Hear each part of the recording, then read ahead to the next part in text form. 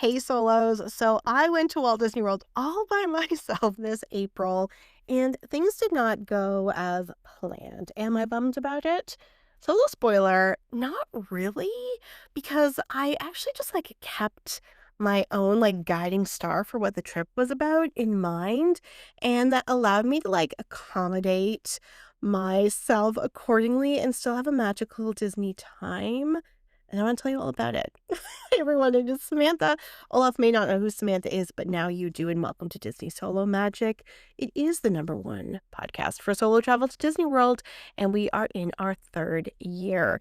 So if you have been following me on Instagram or on Patreon, I guess Facebook probably updated it as well, and Threads. Okay, if you're following me on the other things, you might know that my recent trip to Disney came with an unexpected visitor of a migraine, and that really shifted things.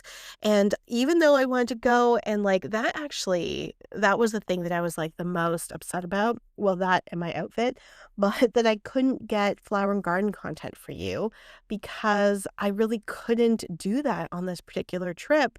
I Yes, I was bummed about it, but also I realized I just kind of had to go with the flow. Actually, that's kind of funny that I said flow because we'll be talking a lot about water. And it didn't ruin the trip. In fact, it was really great. And I feel like I need to do all those disclaimers. So I wanted to talk about going away and things not going as planned on your Disney solo trip and how it can still be a really magical Disney vacation. So, if you're not following me on all those social media, please make sure. Do you know that media is actually the plural for medium? So there you go. Because a book is a medium, but if you have a book and a video, then those are media. There you go. The more you know. Okay, so you can reach me on all the social media, Facebook, Instagram, and Threads. There's a Patreon for paid members and also for free members. And when I go away on trips like this past one, I will do updates for the free members as well as the paid members, obviously, online. And that way it is just a little bit more privacy for my trips because I'll post about things I'm doing right then. And also it helps a little bit of curation for people who might be listening to this not right away, like you missed the Instagram story. Da, da, da. You can listen to this on Apple, Spotify, and on YouTube. And I think that's it. Oh, subscribe, share, all this stuff. And especially this episode, because I'm about to download all my stresses for you. So let's just get into it. Okay, so full disclosure, I want to tell you about my life before this Disney trip, okay? I'm gonna do a little bit of not complaining, but I'm gonna talk a little bit about some stress. So as you it's probably know, I took that one night trip to Disney in January, and I came back with just so full of vim and vigor and energy and all of this stuff. And I was just so excited.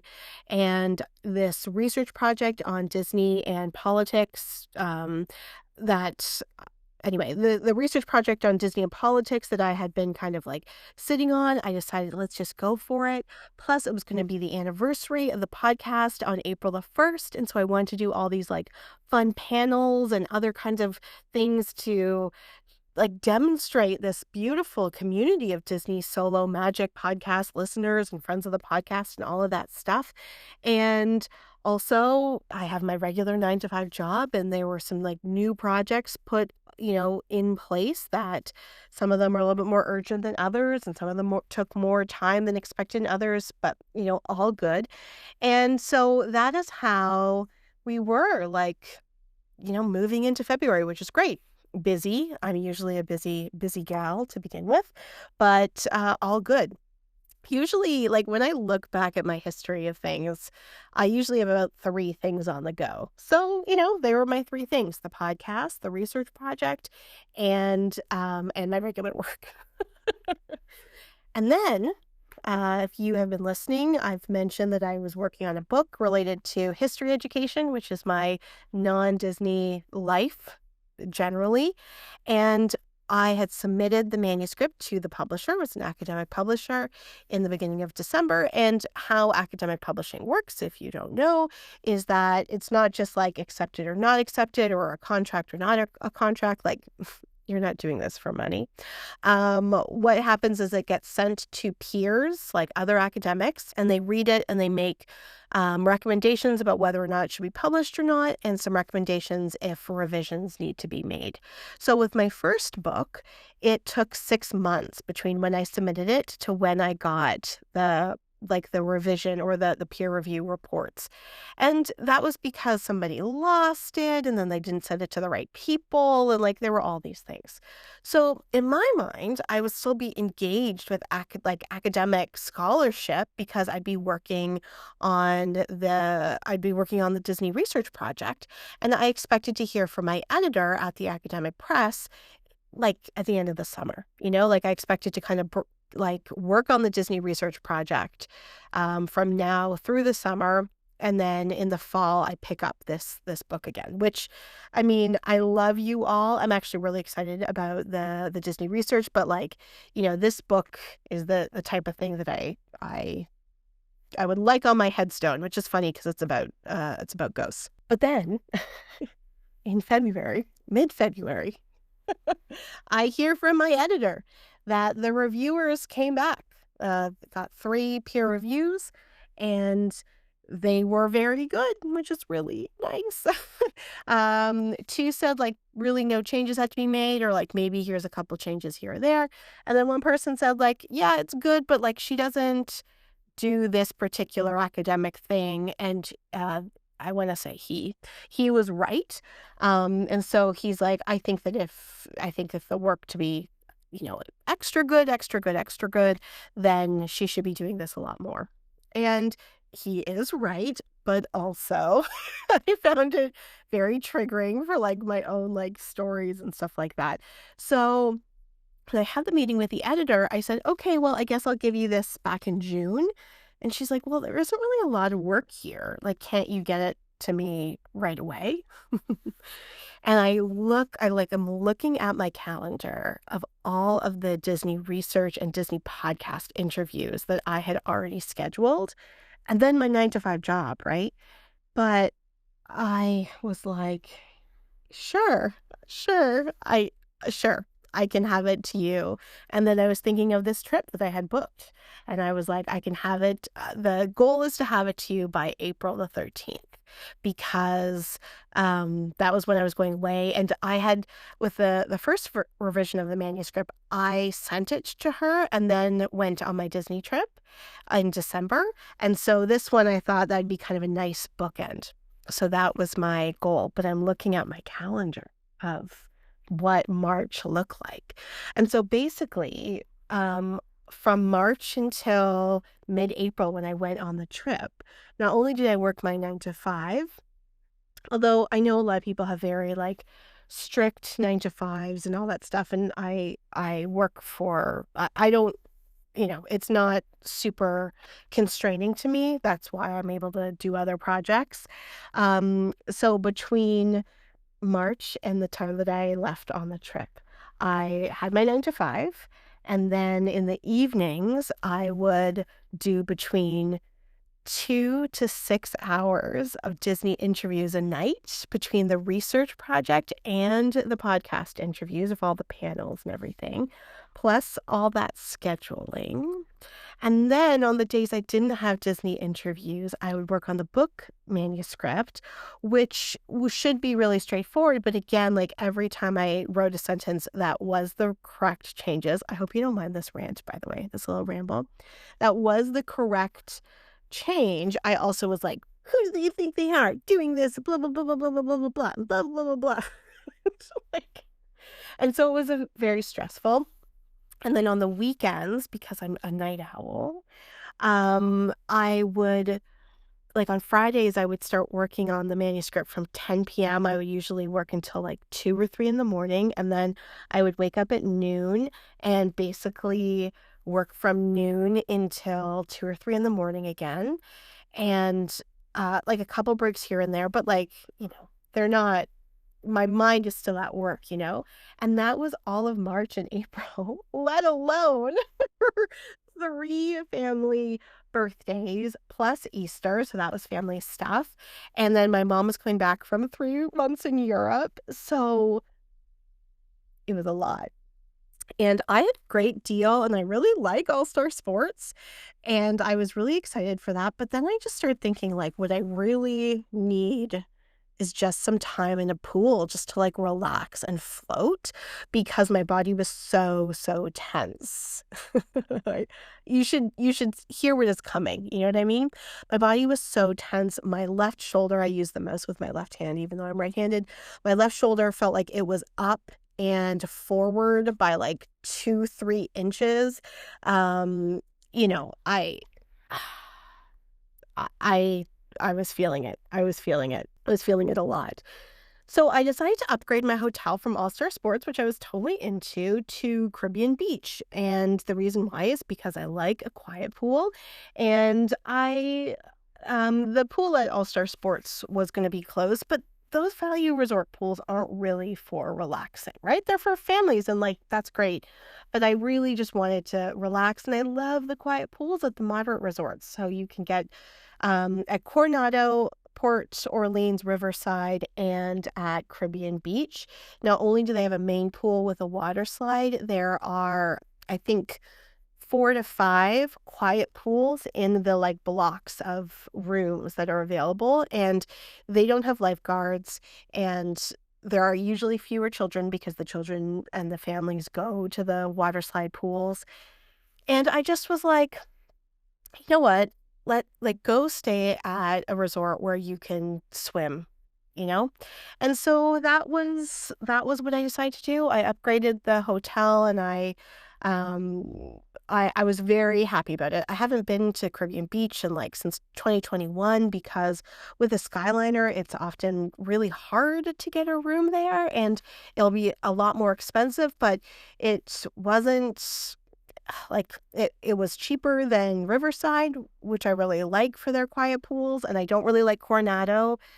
I know a lot that's a hot take, but, I was planning on spending a day at Epcot, so I was like, "You know what? Just do the Skyliner," right? Caribbean Beach, love it. So my plan was to fly in on Monday morning, which is, like, my normal flight in. I get to the hotel at around noon, and then usually what I'll do is I'll go directly to the Disney Warehouse, the character outlet, and, like, do some shopping, and then I would take, like, a bit of a nap, go for a swim, and then that first night, that Monday night, I had a ticket to Magic Kingdom after hours, which I did, by the way. Oh, and also that Monday night, I was gonna have dinner with 2 people who I met through the podcast. The episode on the Magic Kingdom panel, both Danny and Chrissy, we were all gonna have dinner together, so that was really cool. And then on Tuesday would be a big full day, and I was planning on doing Epcot all day. I brought a fun dress that I haven't worn in a while because I don't like to repeat dresses because of, like, the pictures, you know?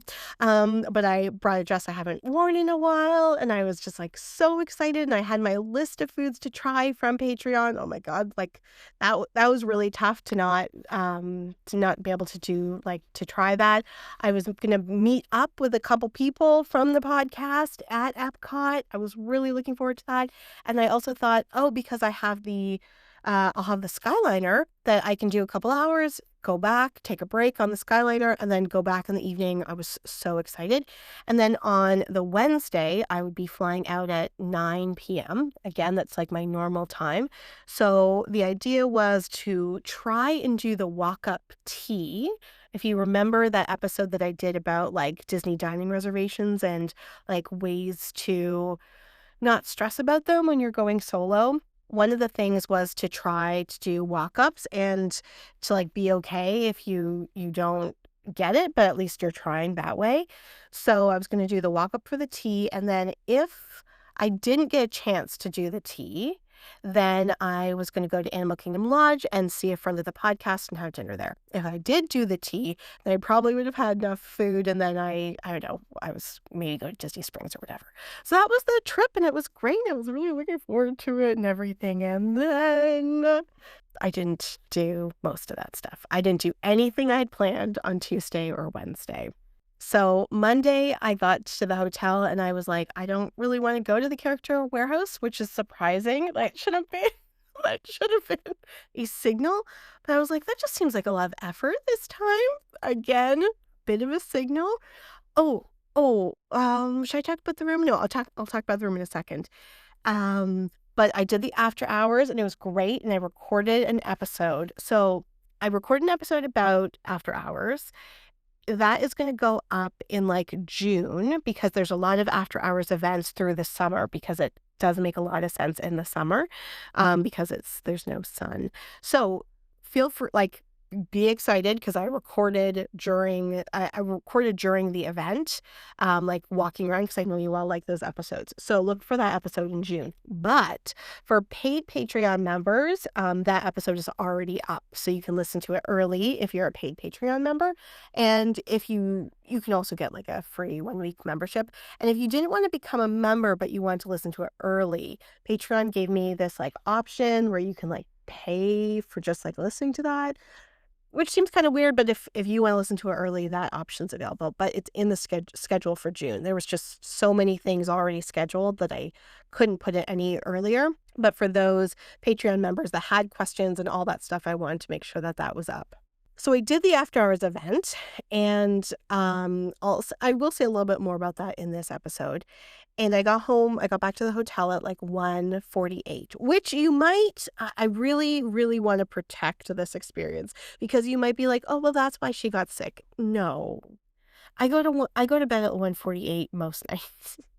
I go to bed at like after 1 most nights. I just want to be very clear that everything I'm about to say about the rest of the trip had literally nothing to do with the after hours event. If you are a night owl and like you're going to be there till 1 in the morning, like, do the after hours event. I am so glad I did it, because the rest of the trip I really couldn't do anything. So I just want to be very clear that the after hours event did not cause what happened next. So I wake up on Tuesday. This is supposed to be my Epcot day. I have a full day. I'm meeting 2 people at Epcot. I am so excited to meet them. And we're going to have a great day. I have a great dress. I have my sunscreen. I have a hat. I have my bag. Like everything. I have my tray, my food festival tray. We are all ready. We are ready for it. I wake up at like 7 in the morning, too early for me, and I don't feel great. Now, I feel this is a familiar not great. Sometimes the Disney pillows are a little high for me and it will strain my neck. And so I'll wake up and everything will just be a little tense. And so I'll wake up, I take a couple Advil, I go back to bed, I wake up and I feel fine again. So this was like, oh, okay. Not loving this. So I did that. Great. Then I woke up at 9, still feeling pretty terrible. Still feeling pretty terrible, like a super bad migraine. I go and I stand outside to like get some fresh air, and like I'll move and I feel nauseous. I go back to bed. I wake up at 10:30, still feeling terrible, like super, super terrible. And I was like, am I gonna throw up? And yeah, I did. My migraine was so bad that I was like, oh, all right, well, here you go. Now, I should also just say, like, this is not the first time having a migraine so bad at Disney that I threw up.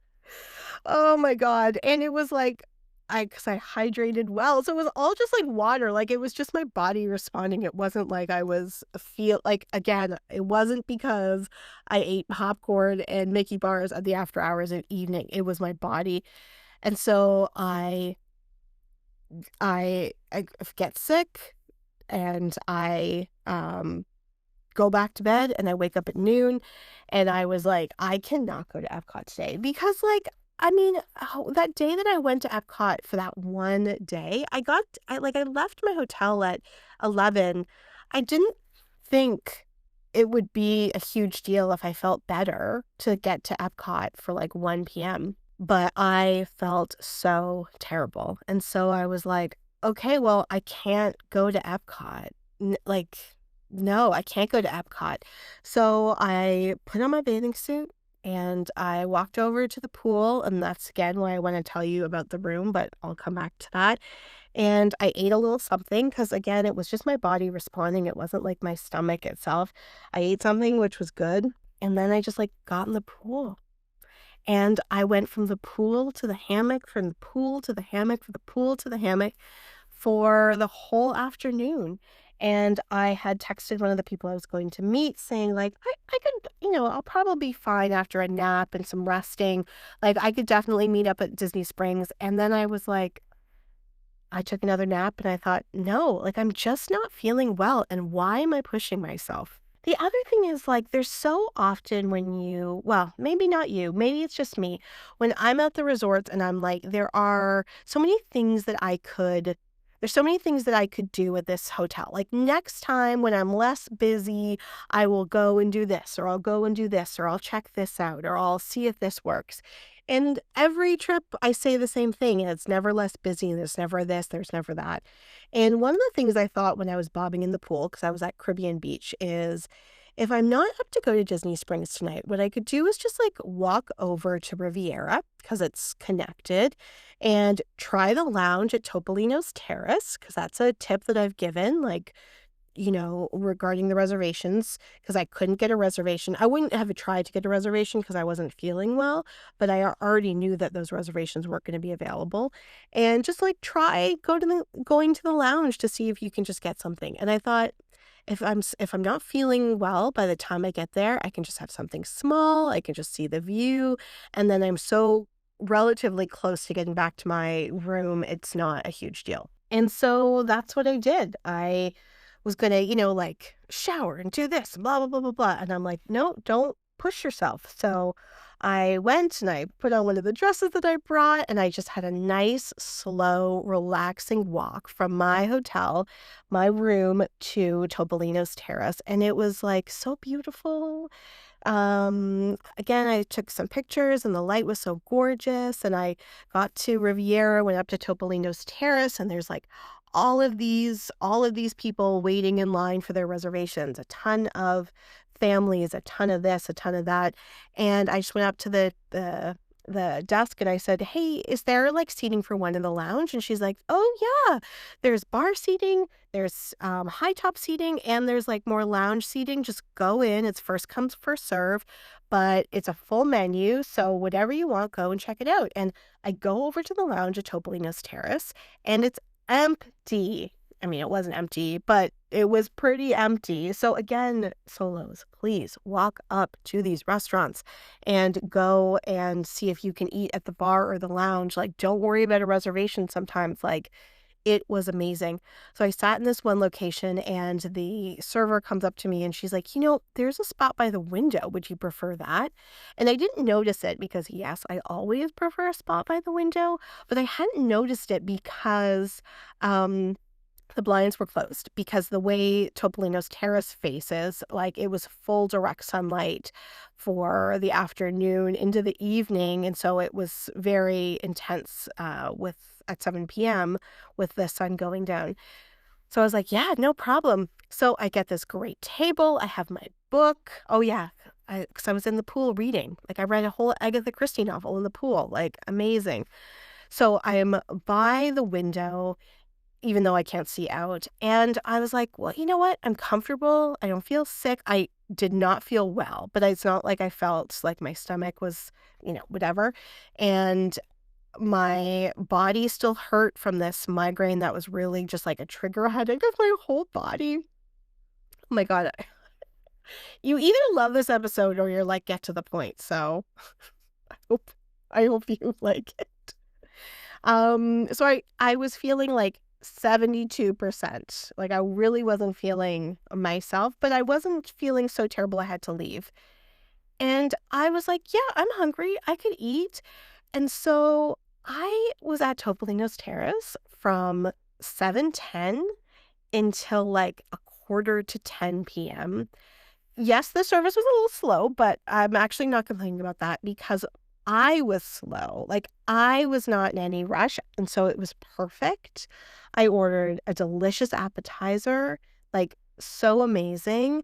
I ordered a great non-alcoholic drink. It was a non-alcoholic, like, gimlet, cucumber gimlet. So interesting.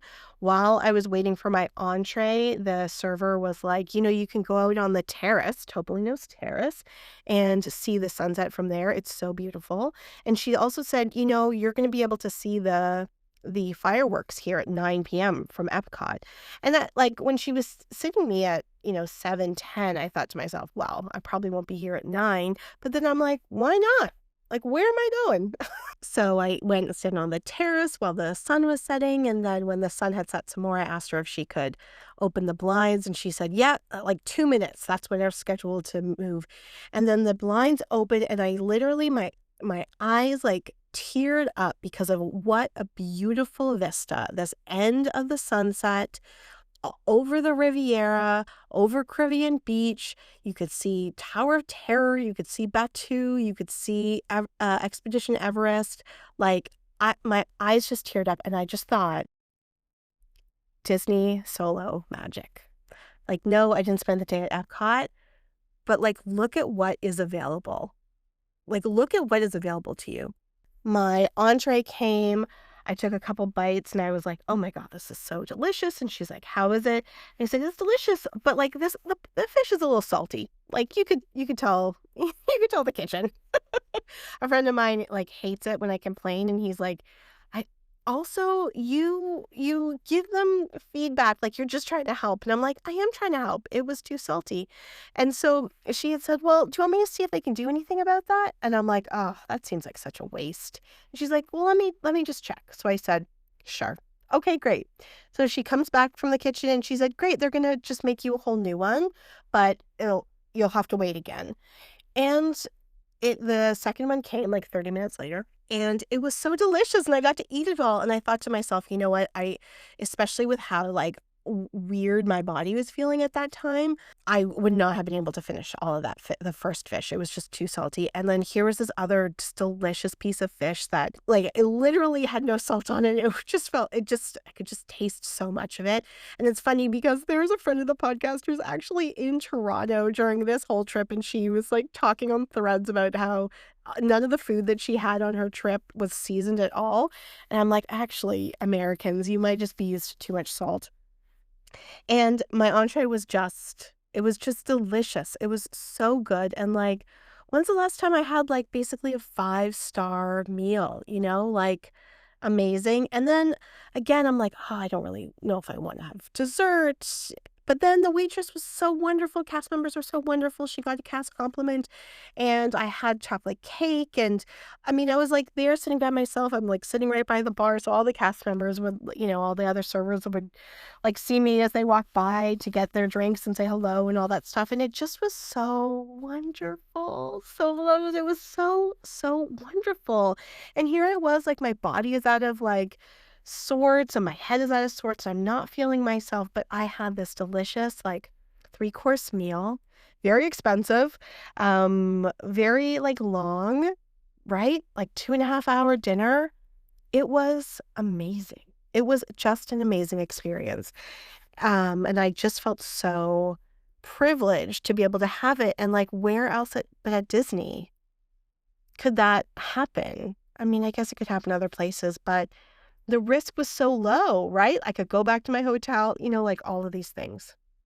Okay, so Wednesday, I'm checking out, and I am flying home at 9 p.m. And I know that I have done Epcot the day that I am leaving, and I thought, "Okay, so since I wasn't feeling well on Tuesday, on Wednesday, I'll get up, I just had a backpack with me. I'll bring my backpack to Epcot like I did in January, and I will do Epcot all day, and I will then, at the end, I will grab my backpack, and I will take an Uber from Epcot." So that was the plan. But I woke up Wednesday, and I was like, "Oh, I don't know if I feel well." I don't know if I feel well enough for Disney to, like, walk around Epcot. I don't know if I feel well enough for, like, a full sunny Disney day. And, I just wanna say, like, I don't know if it seems like I made these decisions lightly. I was really, perplexed, flummoxed, I can't really think of the right word. I was really on the fence about, like, what I should do because I'm like, I could just push myself and go to Epcot, like, I've already bought the ticket, and I will talk about that, about what happens if you don't use your day ticket.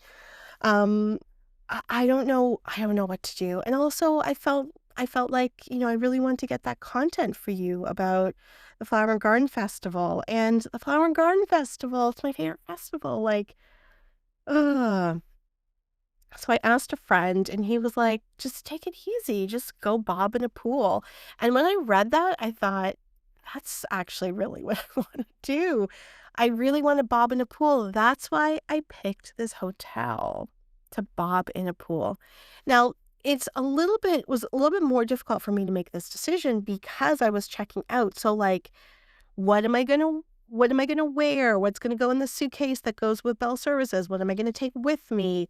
Am I gonna swim now? Am I gonna swim later? Like, blah, blah, blah, blah, blah. Plus, when I was coming back from Topolano's Terrace the night before, I saw in the lobby of Caribbean Beach that they were advertising that they are gonna do something at 11 a.m. on Wednesday, so this was Wednesday, about the bird nests and the purple marlins, which is, like, special programming. So I'm like, I definitely wanna take advantage of that special programming. So whether or not I went to Epcot or not, I wanted to be at a certain place at Caribbean Beach for 11 a.m. So eventually what I decided to do was to get dressed. Actually, actually, I just remembered this now. Because I woke up at like 8:30, 9 o'clock, and I took a quick swim in the morning. I took a quick swim and I thought about what the order of things that I could do. And I thought, what I'm going to do is get fully dressed, go have breakfast at the main area, and then see the birds. And then from there, I'll go to Disney Springs. And if I'm feeling all of a sudden like full of energy after I eat, then just hang out more at Disney Springs, maybe go get beignets at Port Orleans French Quarter, whatever. Like I could just spend the day out. And then I'll pack a separate bag. They'll be easy to pick up from Bell Services. I can talk a little bit about that too. I'll come back to that, and then pick up that bag when I come back from Disney Springs, and then go swimming for however long that I have until I have to have dinner and then get the Uber to the airport. So that was the plan, and that is basically what I did. So I I went to see this, like, purple marlin demonstration, I guess. So, a cast member from Animal Kingdom, because that's where all the conservators, like, all the animal people work, that it was, like, her plus 2 resort cast members from the hotel.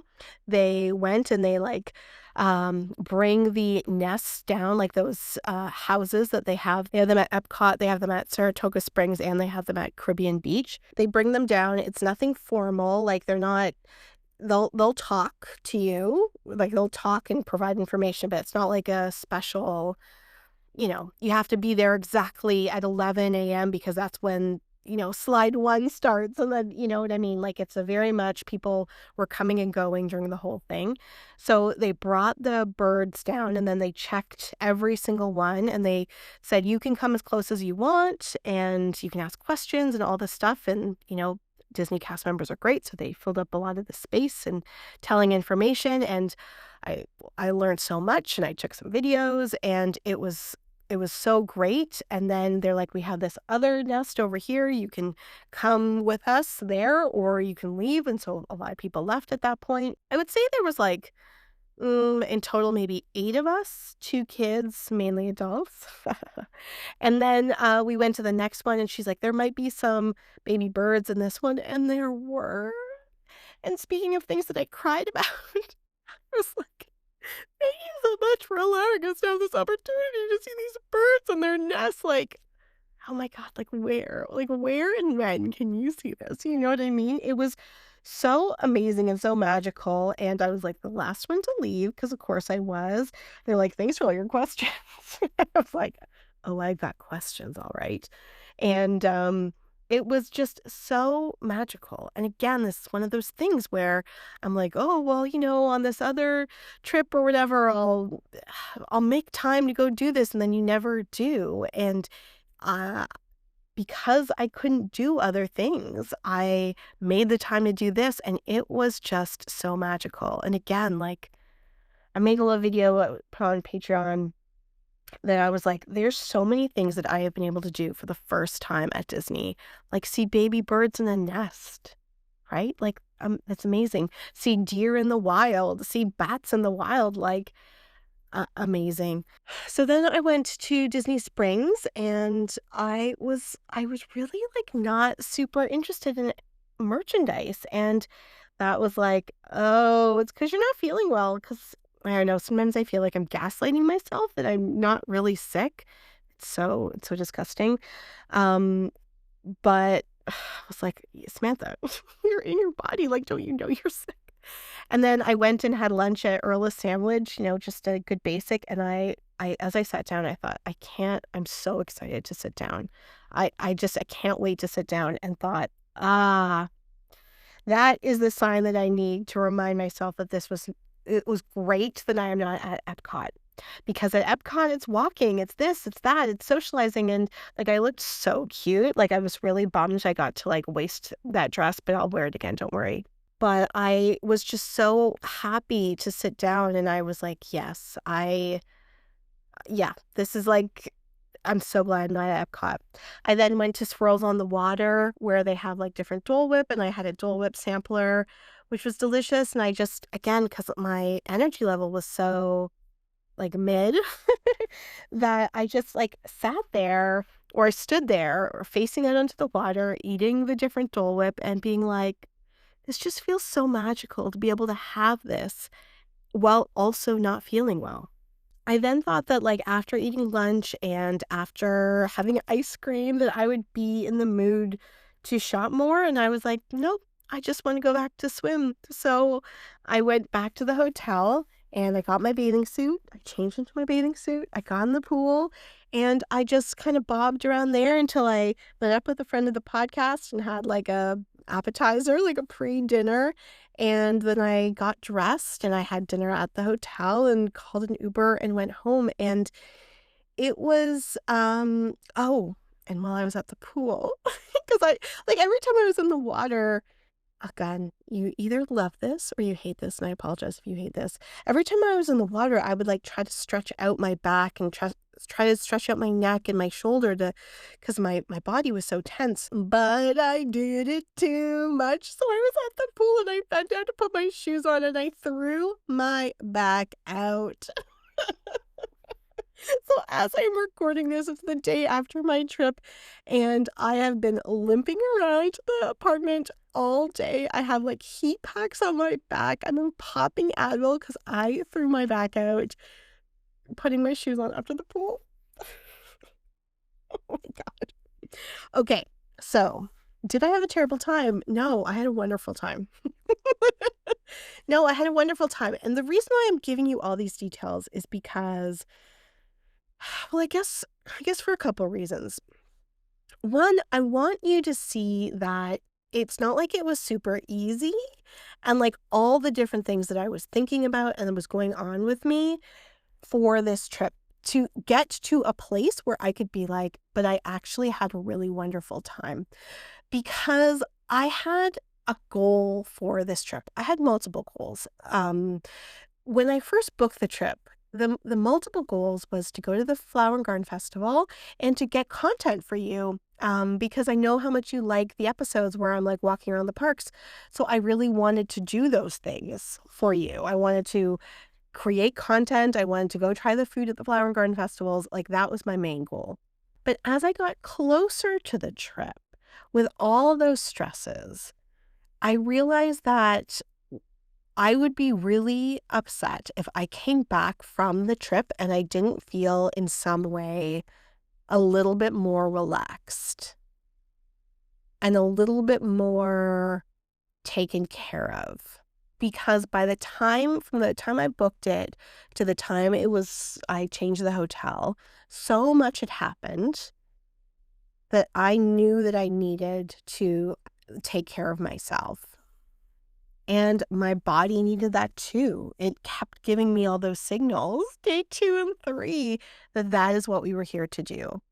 And so, I mean, I've been really struggling with thinking about this related to the podcast because I have the privilege to know I'm able to go back on a Disney solo trip, sometime in the next 6 months. I already have a trip booked for August. That's not going to be a solo trip, but I know I'm going back in August, and I expect I'll be back in the fall and or winter.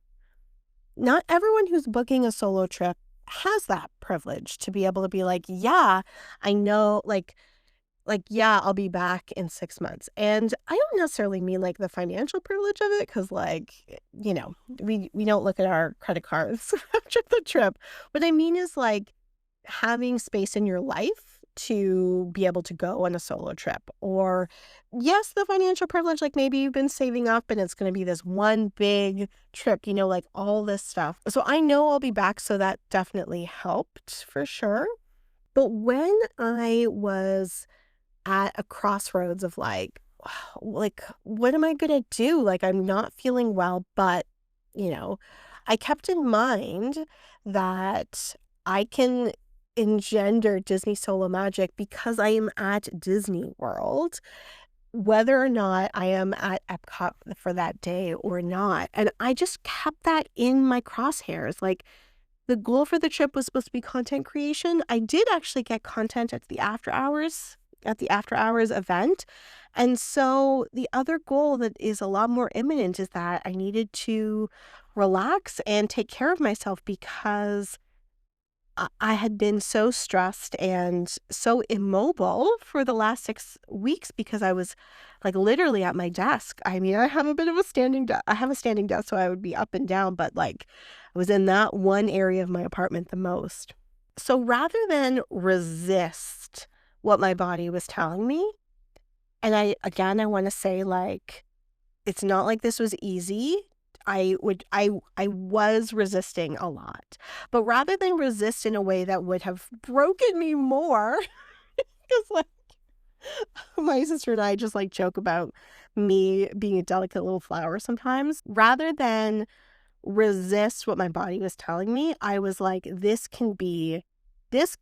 is the Disney solo magic. This is the experience that I wanted, even though I am not going to Epcot, I'm not going to the parks. So I mentioned to you about my room. So the Caribbean Beach Resort has 5 what they call islands, which is a little cluster of rooms. And a lot of people don't like Caribbean Beach because it is so spread out. And yes, it's on the Skyliner, which is amazing, but depending on where your room is, it can be a pretty far walk.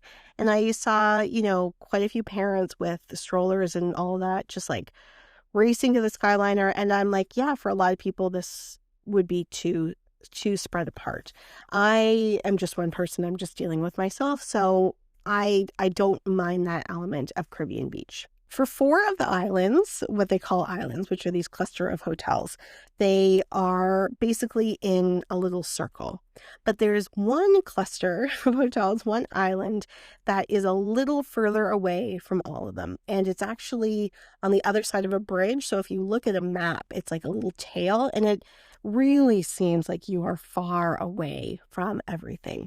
Because of that design, their quiet pool actually has a little snack bar attached to it. And that's really convenient because you can get food there. You don't have to go to the main building because the main building is about a 10-minute walk away. So about a half a mile.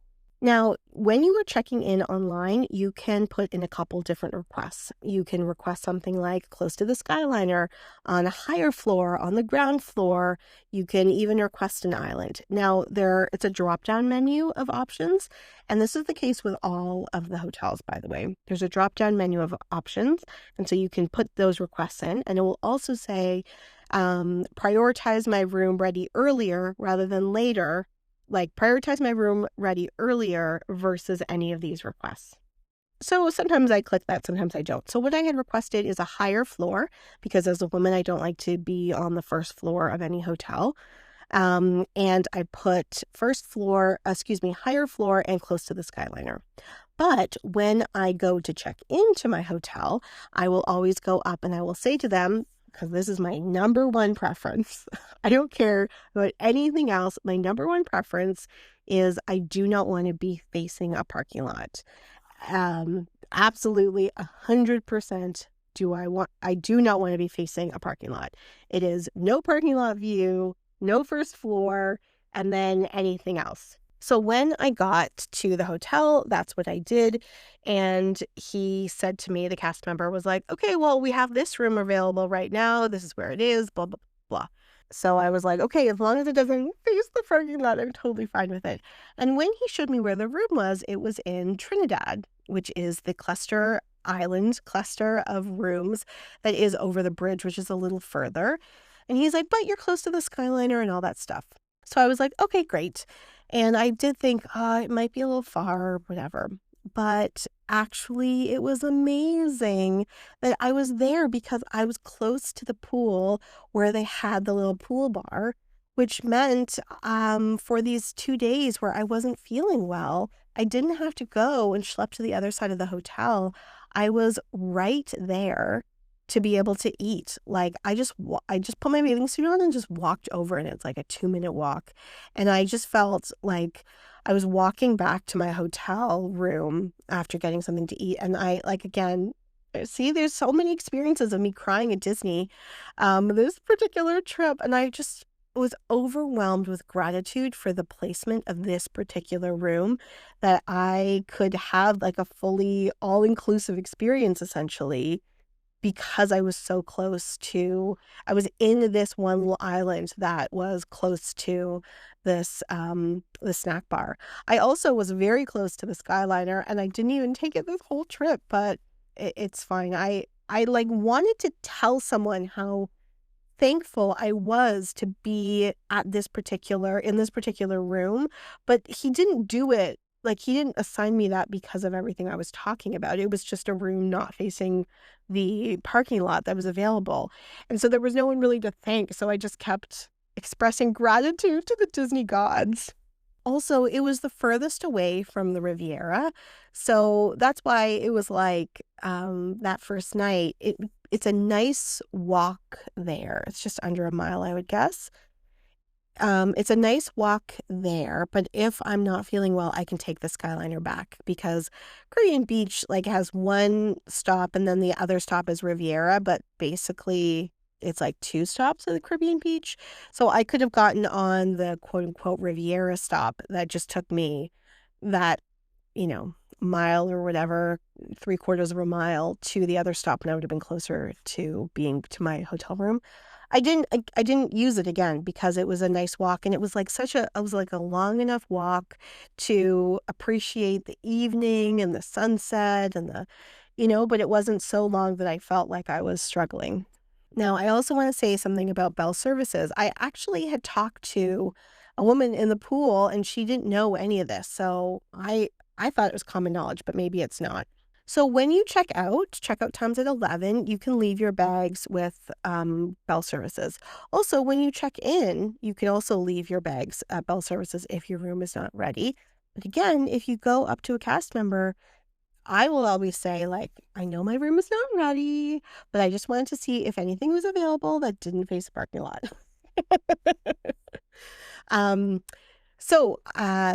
The day I was leaving, I went up to Bell Services and I gave them my bags for the day. And when I first started doing this, I was really good at consolidating everything as tightly and neatly as possible. But then I was like, who the F cares? They certainly don't, because they are dealing with, I had a family in front of me once that had 5 or 6 big giant suitcases and then all of these different Disney merchandise bags, and the Bell Services do not bat an eye. So what I did was I gave them my backpack, and then I gave them a just like a little tote bag that had a bathing suit in it, as well as snacks, sunscreen, water, all of that stuff. And then I gave them a paper bag that had my jean jacket and my shoes for my plane ride home. And then what I was going to do is when I came back from Disney Springs, I was going to take that one tote bag with the bathing suit, and then I would take that with me and, you know, swim or whatever.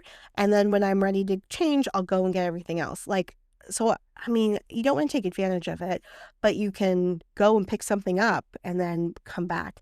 And so after the bird thing, I could feel my skin getting crispy. So I just went back to Bell Services and I was like, I just want this one bag for like 2 minutes to put some sunscreen on. And they're like, yeah, no problem. They brought out the bag, I put sunscreen on, gave them back the bag, went to Disney Springs. I bought a couple things at Disney Springs, some candy and stuff.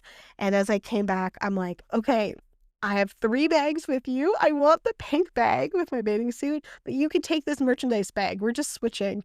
And they're like, okay, no problem. Like, they do not care, right? Because like they have much more complicated requests than that. And so I took my little pool bag and I was able to put my bathing suit on and eat the snacks I had in there, put more sunscreen on, and it was great. I also had my book in there, so I got to read by the pool. A plus. So I just had this like wonderful solo Disney magic experience despite not going to Epcot, despite not meeting up with everyone I wanted to see, despite not trying to do the tea, despite actually just like really staying very much in one place at one hotel for the majority of the time. I had a really awesome time because there was still so much Disney magic around me. And I tell this whole big long story that if you're still listening, thank you so much. But I'm telling you this big long story because if that something similar happens to you, I want to flag to like look for magic in all of these places. It would have been so easy for me to wake up that first day, feel sick, and just like sit in the room and feel sorry for myself because I was feeling so sick. And I'm like, no, like take advantage of of where you are.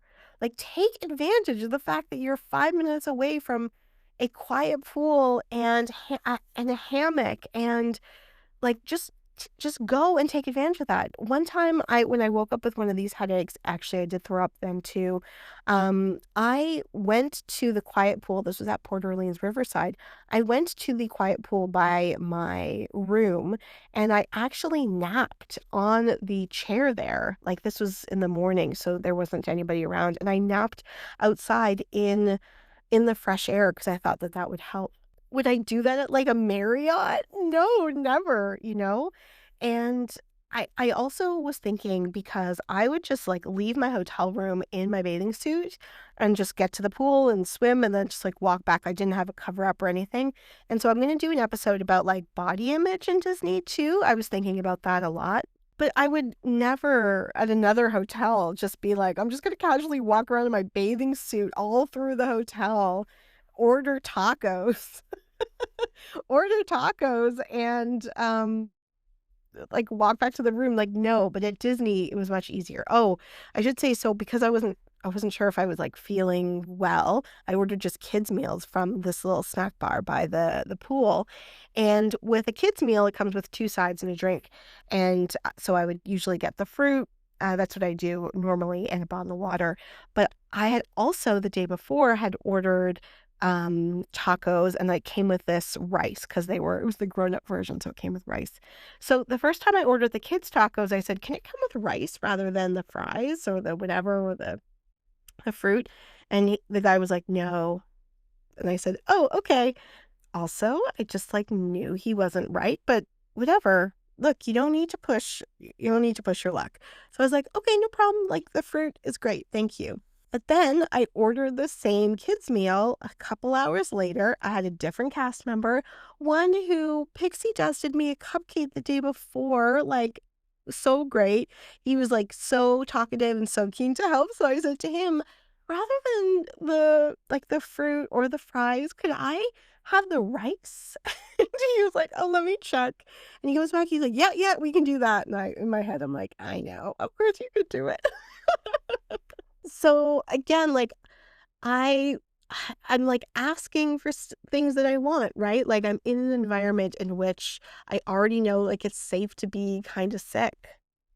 Ooh, that sounds terrible, but I mean, it's true, but I'm trying to think of a better way to say it. And of course, it's not the same in every case with every, like, sickness or whatever, but anyway. And, like, the next day too, I swam in a different pool because, I wanted to see the birds and I wanted to be closer to my bags so I could, leave from the airport a little bit quicker. And it was just nice to be in an environment in which, again, the risk was so low for swimming and being out in the sun and enjoying myself while also just not feeling 100% myself. And I think back on this trip, and I think there's going to be so many things that I take from the trip, but there were 4 different times where I felt myself crying or wanting to cry. One of them was watching the fireworks at the after hours event, and actually, when you listen to that episode, you're gonna hear me be like, "I don't know why I'm crying." So there's that. The other was opening up the opening up the blinds to this beautiful sunset from Topolino's Terrace during this, like, long, luxurious dinner after a day where I was feeling so bad and still feeling bad. Walking to my hotel room from the snack bar that was so close and just feeling so grateful about the location. Oh, yeah. That night after Topolino's Terrace, I went on one of the hammocks on one of the beaches, and it's nighttime, and I'm looking up at the sky, and I use my sky app, and I realized this beautiful star I had been looking at was actually Jupiter, the planet, and I was like, "Oh." I didn't cry then, but I just thought it was pretty significant. So that was the other time that I cried, just being so grateful about the placement in my room, and then I also cried at seeing those birds. Oh my god, like, and I just felt like it was just so, so magical, and, all of those things could have happened, and I would have just been so resistant to the fact that I wasn't able to have the Disney trip that I had planned and had hoped and had, thought about for so long that I could have really sat in that, but instead I just kind of, like, let myself be taken by Disney, which is magical, and, that was really, really great. So you might be wondering what happened to my Epcot ticket. So I had bought a one-day ticket to Epcot and it expired that day. Disney does not provide refunds, but it will often, most of the time, sometimes you don't even need to ask, provide you with a credit if you don't use. So, for example, I bought an after hours ticket to the water parks a couple summers ago, and I had a headache, but also it was raining, so I called Disney and I'm like, "Ugh," and they said, "If you don't scan in, it just expires and it will just be a credit on your account that you can use for, like, up to a year." So I knew I was coming back within the year, that wasn't a problem. So this time, I just thought that that would happen as well. But that night, that Tuesday night, I just wanted to check with a cast member. So I went to my hotel and I checked with a cast member there. And he said, what you do is tomorrow, because I was planning on going to Epcot on Wednesday, go to customer service at Epcot and say, I had this expired ticket. Can I use this credit to go to Epcot today? And he said, if the price has gone up, you'll pay the difference. But if the price goes down, it just, you lose that $5 or whatever. So I was like, great, thank you. Also, it was 10:30 and I had wanted to go to the gift shop to get some more Advil. And I had said to him, like, yeah, I've had a migraine all day. I've been feeling really terrible. I wanted to get some extra Advil and the store's closed. And he said, we might have some in first aid. And he was right. They had some in first aid and he just gave them to me. So Disney, magical. So Wednesday, I didn't wind up using the Epcot ticket and I went up and I had the same cast member, which was really great at the hotel. And I thought he'd be like, yeah, don't worry, it's just a credit. But he said, let's just talk to a more senior cast member about it. And I said to her, like, I don't want a refund or whatever. And she said, oh, you were sick? And I was like, yeah, I had this migraine and all this stuff. And, like, that's the thing. people can take advantage and they're like, oh yeah, we bought these tickets and like we didn't care, so we didn't show up. And like they don't want to reward that behavior. But I was like, I had a migraine and my back is thrown out now and like all this stuff. And she said, okay, so it's a credit on your account. You have 2 years to use it. And I was like, that's wonderful. Like, I already spent the money. I'm going to spend more money at Disney. It's not a big deal. And so now that money for that ticket is on my account. So when I go back in August or in the fall or the winter, I can put that towards my ticket. So I didn't lose any money.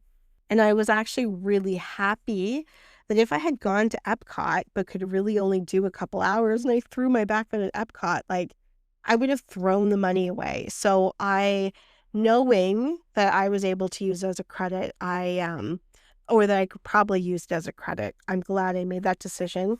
And even if the money got lost, I feel like it would have been more of a waste to go to Epcot and struggle through. And so that's another thing I'm going to leave you with, that like the parks are hard, right? You're out, you're walking, you're doing, you're this, you're that. And that's not what I needed on this trip. And it's okay.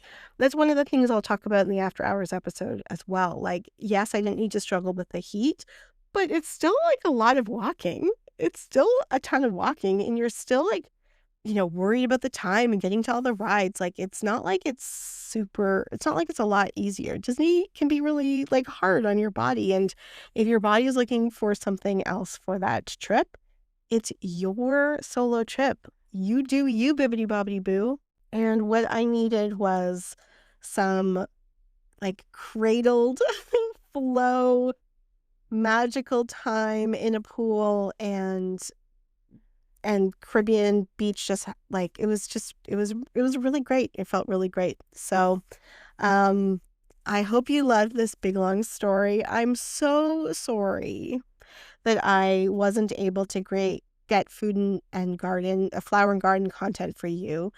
But I don't feel a lot of sadness about missing it. Like I just wasn't meant to be this year, and I'm totally cool with that because I've been able to do this accounting of all these other wonderful, crying worthy experiences that I have, even if my body wasn't up for it. So I'm so glad I went. It was such a magical time, and it's such a wonderful, safe place to be. So that was great. All right. Well, I think that's it. Next week, we're going to continue our series with the different panels, and we are going to be talking about Hollywood studios with two friends of the podcast, Mickey and Mike, and it was so great to talk with them. It was just so entertaining, and they know so much about Hollywood studios, and it was really, I don't think they ever met, so it was really great for them to talk and like share all their stuff. I had a great time. Then the idea is we're going to do a special episode regarding Mother's Day, and then we'll come back and do the Animal Kingdom panel. And then there's a couple other interviews. We got the After Hours episode. There's an episode already in the books about like Disney blues. Wah, wah, wah. So yeah, stay tuned to Disney Soul and Magic. We have a lot coming up. Oh, and not only did I record the After Hours episode, I did record some other ambient sounds while I was at Magic Kingdom to do an episode as well. So I will put that together for an episode, and that will come up sometime in the summer. All right. Thanks for listening. Thanks for listening to this. Oh, yeah, and there's going to be an episode about my own like body consciousness, I guess that's a good way to say it, related to Disney, because I think that'll be a really, really good episode. I'm just trying to like think about how vulnerable to be, but I mean, here I talked about throwing up, so there you go. All right, everyone, till next time, bye. Hey Solos, it's Samantha. As we move into our third year of the podcast, please continue to support the podcast by liking, reviewing, subscribing on any and all of the platforms that this streams: Apple, Spotify, and on YouTube. Becoming a Patreon member is also an option, and also just a wonderful way to support me and the podcast. Much appreciated to all the members, both free and paid. I can't wait to continue making content for you as we move into our third year.